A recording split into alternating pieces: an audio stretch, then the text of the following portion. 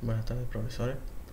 Mi nombre es Kevin Tapia y les voy a hablar acerca de la toma de muestras de infecciones oculares ópticas y óseas.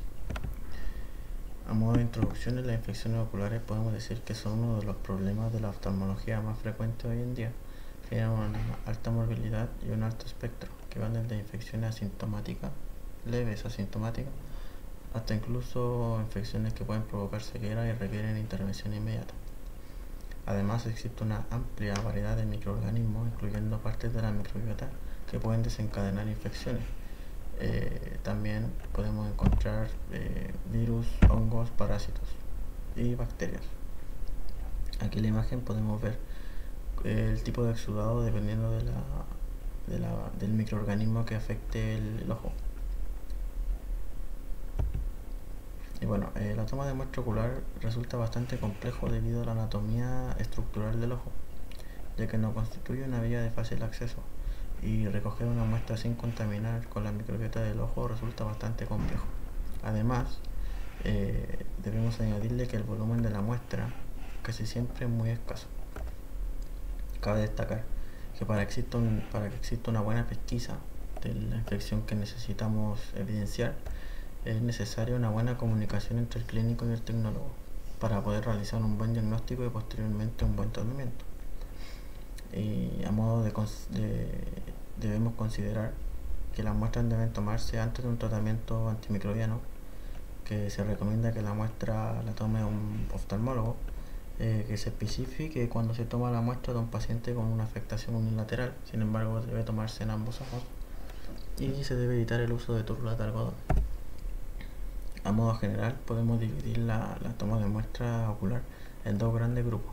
El primer grupo es una muestra procedente de las estructuras oculares que son externas al ojo, por ende van a estar en contacto con la piel y los párpados y no son estériles.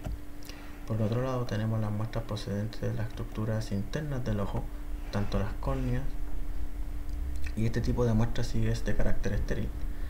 El primer tipo de muestra que vamos a ver es la toma de muestra del exudado palpebral, cuya muestra no es estéril. El material necesario en este caso necesitamos un hisopo Dragon, alginato de calcio con un medio de transporte, además de un caldotriptona soja o una solución fisiológica estéril.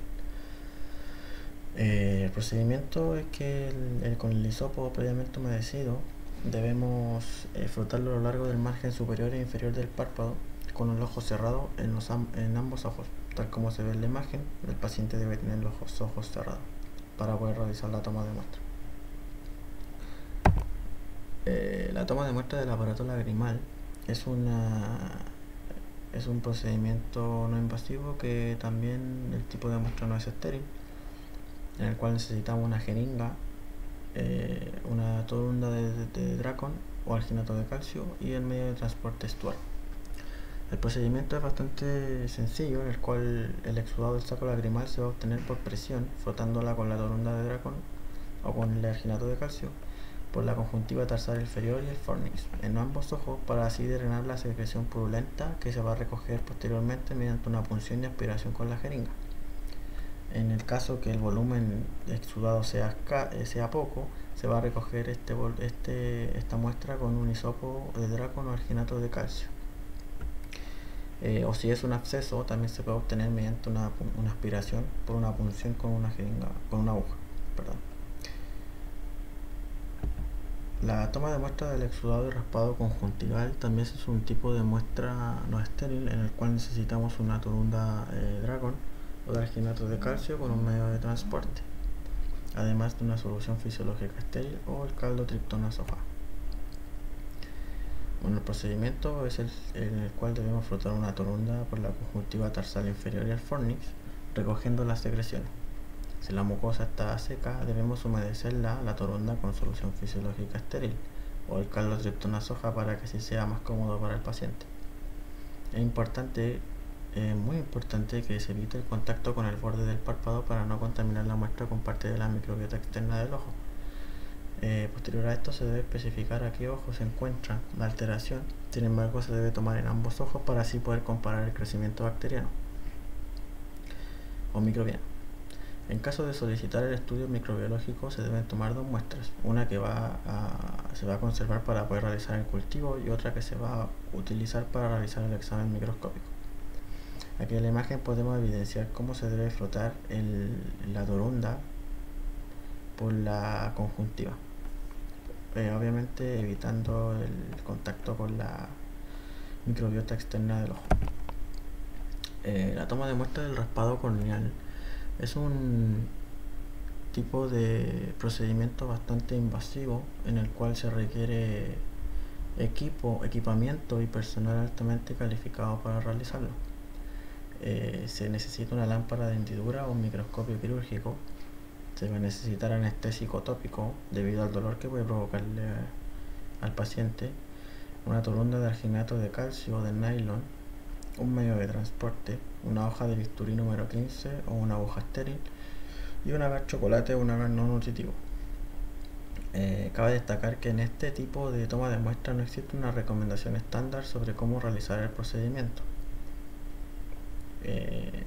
Por ende, es preferible priorizar un agar nutritivo como el agar chocolate, y si la clínica es compatible con amebas se utiliza un agar no nutritivo. Si la infección es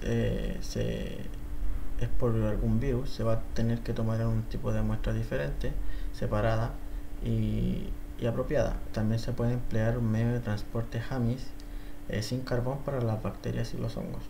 Las muestras con torunda no van a servir para una hipótesis de queratitis amebiana. El procedimiento es que se emplea una lámpara de hendidura o microscopio quirúrgico. Posterior a esto se va a instalar un anestésico tópico. Se deben ocupar torunda y los párpados deben estar totalmente separados durante la recogida, como lo podemos evidenciar en la imagen.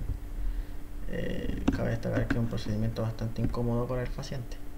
Antes de realizar los raspados se puede retirar el posible exudado superficial con una torunda. Y para realizar el raspado se va a ocupar la parte no cortante del bisturí o la aguja estéril y se debe raspar tanto el centro del área inflamada como los bordes. Se recomienda tomar muestras de los párpados y de la conjuntiva de ambos ojos para relacionar el crecimiento bacteriano. Generalmente se va a obtener muy poco material por el riesgo de realizar este procedimiento, ya que puede provocar un adelgazamiento de la córnea o, en el peor de los casos, la perforación. La toma de muestra de la biopsia corneal se va a obtener mediante queratectomía con un microscopio quirúrgico.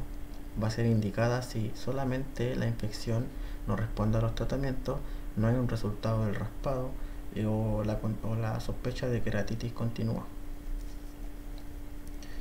Para realizar esta toma de muestra de los lentes de contacto de estuche o soluciones que está relacionada a infecciones por queratitis, necesitamos el material necesario, que son guantes estériles, frascos estériles y la solución fisiológica estéril. Se va a recoger asépticamente con guantes estériles y se va a introducir en un frasco estéril el lente de contacto con una pequeña cantidad de suero fisiológico. Por el contrario, los estuches o las soluciones de mantenimiento no es necesario que se envíen con algún medio de transporte, sino que se pueden enviar directamente al laboratorio. La toma de muestra del tejido de donante de córnea, del medio o de las suturas corneales, vamos a necesitar un bisturí estéril, unas pinzas estériles, un contenedor estéril, el caldo Triptona soja y el medio de transporte Hamis. Por aquí podemos decir que debemos tener extrema precaución en realizar este procedimiento, ya que es un procedimiento bastante invasivo para el paciente y muchas veces se requiere de un personal altamente calificado para realizarlo por la complejidad que tiene el ojo. La toma de muestra del humor acuoso, que podemos evidenciar en la imagen, es un líquido de un volumen bastante limitado, en el cual el único material necesario obviamente le va a ser una técnica séptica correcta, y se necesitaría una aguja y un recipiente para poder transportar el líquido obtenido. Es un procedimiento bastante complejo, ya que el líquido que hay en el humor acuoso es de un volumen aproximado de 0,3 ml. Se regenera continuamente, pero lento, en el cual se debe realizar una punción en la cámara anterior con la aguja, y el problema es que el volumen que vamos a obtener en esta muestra es muy escaso. Por ende, el clínico, en base a la sospecha clínica que él posea, va a tener que ser estrictamente minucioso para poder ocupar esa muestra en los estudios que posteriormente se harán en el laboratorio. Por el contrario, la toma de muestra del humor vítreo, que podemos evidenciar acá en la imagen, el humor vítreo tiene mucho más volumen que el humor acuoso. Por ende, el material necesario aquí sería una jeringa con una aguja, obviamente, y la infusión de solución salina balanceada. El humor vítreo, en comparación con el humor acuoso, contiene alrededor de 4 ml y se va a realizar por punción y aspiración con la aguja y jeringa, o por una vitrectomía si es indicada por el clínico. Posterior a esto se va a obtener dos muestras, una cual va a estar no diluida y una que se va a diluir con la solución salina balanceada. Además, cabe mencionar que existen diversas tomas de muestra ajenas a la clínica ocular que se van a tener que realizar en base a sospechas si hay endoftalmitis endógena, en la cual se debe siempre acompañar, dependiendo del grado donde se evidencie la infección, de hemocultivos, de cultivos de orina, de cultivos de faringe, de esputo, muchas veces de pacientes hospitalizados que tienen un catéter venoso central, además de líquido cefalorraquídeo, también cultivo de piel y tejidos blandos. Esto es muy importante para el clínico para poder acompañarse de la sospecha clínica que pueda tener de la infección ocular, y así poder realizar un buen diagnóstico certero para el posterior tratamiento adecuado. Cabe destacar que el ojo es una estructura anatómica muy compleja, por ende necesita ser tratada con la mayor eficacia posible. El medio de transporte de estas muestras, lo ideal es que las muestras estériles se inoculen directamente en lo posible, que el oftalmólogo lo inocule en el momento que lo toma. Ya si eso no es posible, va a tener que tratar de mantenerla a temperatura ambiente. Las muestras conjuntivales y los anexos oculares deben procesarse dentro de las 2 horas. Las muestras corneales y de los líquidos intraoculares se deben recibir dentro de los 30 minutos. Si no se pueden lograr estos tiempos, o si se alarga el transporte de la muestra, se deben conservar a temperatura ambiente no más de 24 horas. En el caso que sea una hipótesis vírica, una infección vírica ocular, se debe almacenar la muestra entre 2 y 8 grados, solo si son tipos de muestra viral. Bueno, pasando a otro tipo de muestra de ótica del oído, a modo de introducción podemos decir que el oído muchas veces funciona como un ideal de cultivo para las bacterias, debido a su característica de poseer una humedad. Por ende, las infecciones oíticas pueden generar otitis, que es una inflamación tanto del canal auditivo externo o del oído medio.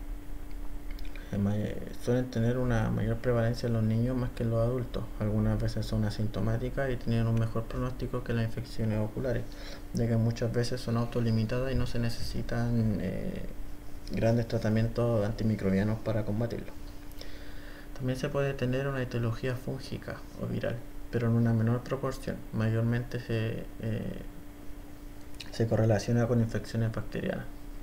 Pero sin embargo, en este tipo de muestras y en este tipo de infecciones, las infecciones fúngicas tienen una gran importancia por su grado de desarrollo en el oído. De ser así, su significancia clínica está un poco más marcada, un poco más grave, y la toma de muestra es un poco más compleja. Bueno, la toma de muestra óptica se divide en dos. son un tipo de muestra, una toma de muestra del conducto auditivo externo, tal como se ve en la imagen. Podemos evidenciar que tiene una torunda que se transporta en un medio de transporte Stuart, una torula de algodón. Necesitamos un antiséptico suave o idealmente una solución fisiológica que sea estéril, y en el caso de que sea un absceso vamos a necesitar una jeringa y una aguja. Bueno, el procedimiento primeramente se debe limpiar el oído externo con una tórula con la solución fisiológica o el antiséptico que sea suave. Luego vamos a obtener una muestra con la torunda, girándola en el conducto auditivo externo que debe pasar por cada oído, obviamente una torunda diferente por cada oído, y se recomienda tomar 2 torundas por cada oído, una para el cultivo y la otra para la tinción de grano. Posterior a esto se debe introducir la torula inmediatamente en el medio de transporte Stuart. En el caso que sea un absceso, la muestra se debe tomar mediante punción y aspiración. Para la toma de muestra de una otitis fúngica, la obtención de la muestra se va a realizar mediante un raspado del canal ótico, y este debe ser transportado en un frasco estéril. Si se prolonga el tiempo de transporte, se debe mantener a 4 grados, solo si es una otitis de carácter fúngica. Y el otro tipo de muestra ótica es por medio de la tímpanocentesis. Es un procedimiento bastante complejo e invasivo comparado con el anterior, en el cual se ocupa bastante material y un personal altamente calificado para realizarlo. El material necesario que necesitamos aquí es una torunda con el medio de transporte, un tubo cónico estéril con un tapón rosca y un frasco con el medio de transporte para anaerobios. Y bueno, la timpanocentesis consiste en realizar la abertura de la membrana timpánica externa, tal como se ve en la imagen. Aquí está la membrana timpánica externa, se realiza una abertura en la cual, mediante una punción, se va a introducir una aguja y se va a aspirar el fluido del oído medio para su posterior cultivo. Cabe destacar que para realizar este procedimiento se debe tener extrema precaución para no contaminar la muestra con la microbiota residente que hay en el oído externo. Se debe obtener un volumen mínimo de 0,5 ml y se puede almacenar en un frasco estéril sin aditivos o en la misma jeringa estéril.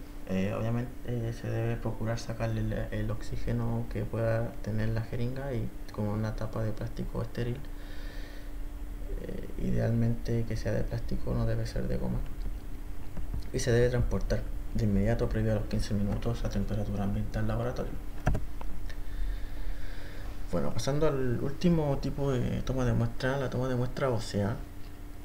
A modo de introducción podemos decir que las infecciones osteoarticulares como la osteomielitis, la artritis o las infecciones asociadas a los implantes son poco frecuentes y están asociadas a un difícil manejo y a una difícil pesquisa.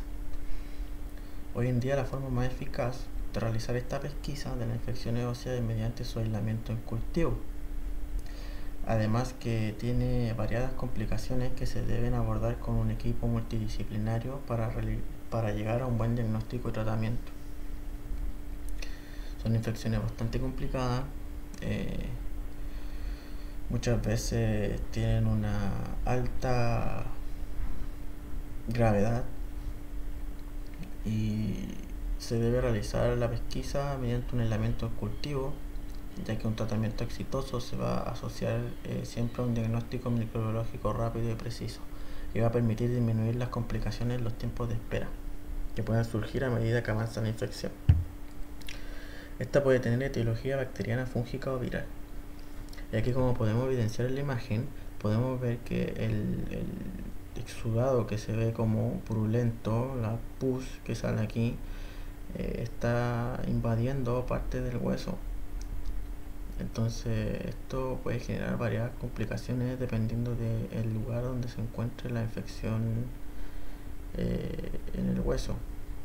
Y aquí podemos evidenciar que el Staphylococcus aureus de cierta forma se introduce en la fibra ósea, adheriéndose a la fibra ósea y a los vasos, nutriéndose y llegando de los vasos sanguíneos que nutren al hueso.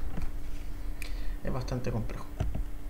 Bueno, la toma de muestra de la punción una toma de muestra a punción de la cavidad articular, también llamada artrocentesis, en el cual el material necesario en este caso sería un antiséptico, apósito y gasa, una jeringa de 20 ml, una aguja de gran diámetro, anestesia, obviamente si es necesario, ya que es un procedimiento bastante doloroso para el paciente, un tubo de plástico con anticoagulante ESTA y botellas de hemocultivo. El ultrasonido o la imagen muchas veces no es necesario, va a depender de los protocolos que tenga cada institución para realizar este procedimiento. Y bueno, el procedimiento es el siguiente, que se desinfecta el lugar de punción con una técnica antiséptica ideal. Se debe mantener todo momento una técnica antiséptica, y posterior a esto se va a utilizar la anestesia subcutánea. Se debe esperar 5 minutos y luego insertar la aguja en dirección a la articulación hasta que se sienta una resistencia. Luego de esto se debe aspirar y extraer todo el líquido articular que sea necesario. La primera porción del líquido se va a dejar en la jeringa que se utilizó para aspirarlo. Se va a sacar el oxígeno excedente y se va a tapar y se va a enviar inmediatamente al laboratorio. Con la siguiente jeringa estéril se va a poder extraer el restante del líquido y se va a colocar en frascos de hemocultivo. Y posterior a esto se va a verter al menos 1 ml del líquido restante en el tubo conecta para ver la presencia de leucocitos. Esto idealmente que sea transportado al laboratorio en no más de 4 horas. Y aquí, como podemos ver en la imagen, que es una rótula, una punción de la rodilla, en el cual la jeringa se inserta pasando y llegando a la cavidad articular que está llena del líquido sinovial, el cual va a ser aspirado para su posterior análisis en el laboratorio. Otro tipo de toma de muestra para las infecciones óseas son los hemocultivos. Este tipo de toma de muestra es procedimiento bastante complejo debido a que requiere una asepsia estricta en todo momento, tanto del personal como del procedimiento. Aquí el material necesario son guantes, gasa y campo estéril, aparte del personal altamente calificado para realizarlo, solución y jabón de clorhexidina, una solución fisiológica estéril, aguja y jeringas de 20 ml y los frascos de hemocultivo para aerobio y para anaerobio. Antes del tratamiento de antibiótico en hospitalizado se debe realizar muchas veces o idealmente cuando el paciente presente un pic febril. No se debe realizar cuando el paciente tenga tratamiento antimicrobiano, antibióticos. Se debe utilizar una asepsia estricta y lo idealmente es que sean 8 a 10 ml por cada frasco. El primer paso que se debe realizar aquí es una asepsia de los frascos y el posterior lavado de manos estricto con técnica aséptica ideal. Luego debemos limpiar la zona de punción de forma circular, primeramente con jabón de clorhexidina. Posterior a esto se debe limpiar el jabón y luego se debe limpiar con la solución de clorhexidina. Se debe dejar reposando y no se debe volver a palpar después de desinfectar. Idealmente que sea clorhexidina, ya que la povidona puede generar una reacción alérgica en algunos pacientes. Posterior a esto, que se limpia la zona de punción, se procede a aplicar un torniquete en el lugar donde se va a realizar la venopunción. Luego de tener esto listo ya todo con técnica aséptica, se procede a colocarse los guantes estériles y se inserta la aguja en la vena. Se retira alrededor de 20 ml de sangre para poder llenar los frascos de hemocultivo. Y posterior a esto se deben mezclar estos frascos mediante inmersión lentamente para evitar la destrucción de glóbulos rojos. Y los frascos se deben ser enviados rápidamente a temperatura ambiente en un corto periodo de tiempo al laboratorio para su posterior análisis. Aquí en la imagen podemos evidenciar los tipos de frascos de hemocultivo existentes tanto para aerobios, para micobacterias como para anaerobios. Idealmente que se hagan 2 punciones en sitios diferentes, en sitios del paciente que sean diferentes, que sean brazos diferentes o en lugares donde la venopunción sea efectiva.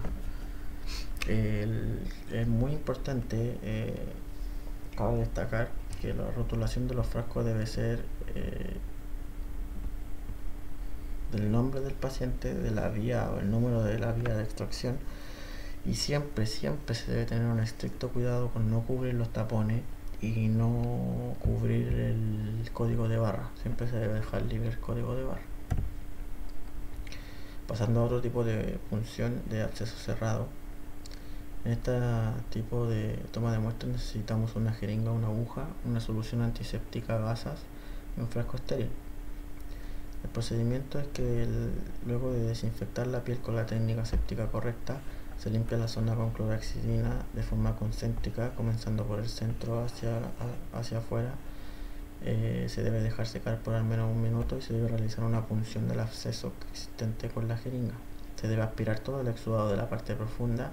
Posterior a esto se debe traspasar la muestra a un tubo seco estéril y ser transportado al laboratorio en un corto periodo de tiempo. Idealmente en un corto periodo de tiempo, a temperatura ambiente. La toma de muestra de la biopsia ósea es un tipo de toma de muestra, un procedimiento bastante complejo, bastante invasivo, en el cual necesitamos alto equipo altamente calificado y personal altamente calificado para realizar este tipo de procedimiento. Cabe destacar que antes de realizar este examen al paciente se le deben realizar exámenes de sangre para ver cómo funciona el funcionamiento de su riñón y de sus factores de coagulación. Es un procedimiento invasivo en el cual el paciente se atiende de forma ambulatoria y tiene que estar en todo momento con monitorización tanto de frecuencias cardíacas, presiones respiratorias y saturación. Para este procedimiento necesitamos una aguja especial que tenga varios centímetros de largo con cánula para poder capturar la muestra ósea, un dispositivo para poder tener una imagen de por donde va a pasar la aguja. Se debe tener una previa colaboración entre el clínico y el tecnólogo médico para realizar este procedimiento. Se debe ocupar un sedante y un anestésico local, además de bisturí y apósitos y gasas y todo el material necesario para realizar una técnica séptica correcta. El procedimiento es bastante invasivo. Como ya mencioné anteriormente, se requiere un equipo multidisciplinario para su realización. Se requiere ayuda de imágenes. El clínico va a realizar un pequeño corte con el bisturí y posterior a esto va a insertar la aguja con la cánula a través de la piel. La va a empujar hasta que llegue al hueso y luego de que llegue al hueso, a través de la aguja, a través de la cánula, va a insertar una segunda aguja y de esta va a remover una pequeña muestra de la lesión ósea interna que existe en el residente en el hueso. Cabe destacar que en todo momento se debe monitorizar al paciente y la inserción de la aguja mediante imágenes. Posterior a esto se va a retirar la aguja, se va a colocar una compresión para poder disminuir el sangrado que va a tener el paciente luego de la punción, y se debe dejar con apósitos. No es necesario sutura para este tipo de procedimiento. Como podemos evidenciar en la imagen, se inserta la cánula, la aguja hueca, y posterior a esto, dentro de esta aguja se va a insertar otra aguja que va a llegar directo al hueso, del cual se va a poder aspirar tejido óseo para su posterior análisis en el laboratorio. Es un procedimiento bastante invasivo, bastante complejo, que requiere de personal altamente calificado para realizarlo. Y bueno, esa ha sido la presentación. Aquí está la bibliografía ocupada y gracias.